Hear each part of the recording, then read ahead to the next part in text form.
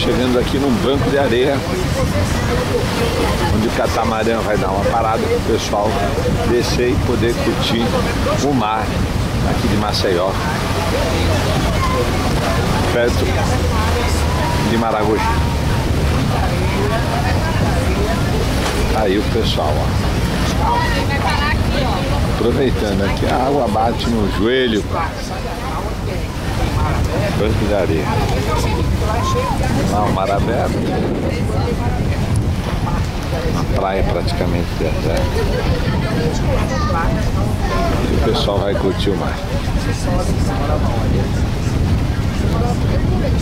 É isso aí.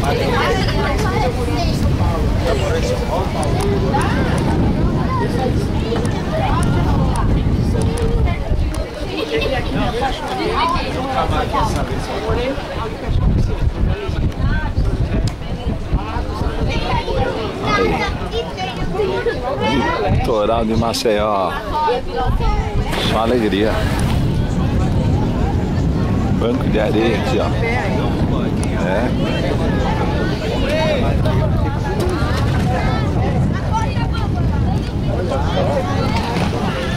Os arrecifes estão lá distantes. Praticamente em todo o litoral de Maceió, o que é que se vê é isso, o arrecife protegendo parte do litoral.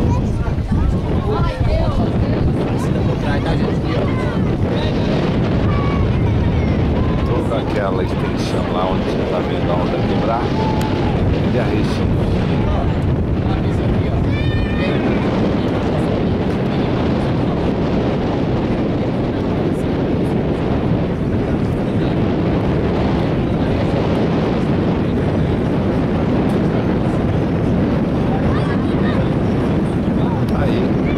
Recife.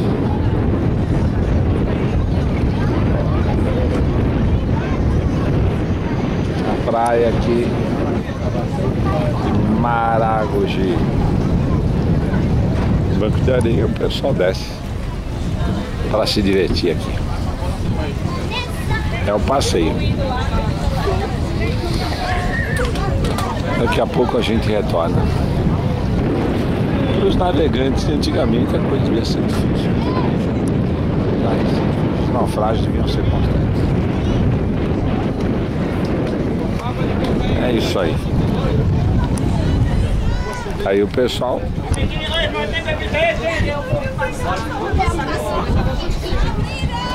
que agora vai descer.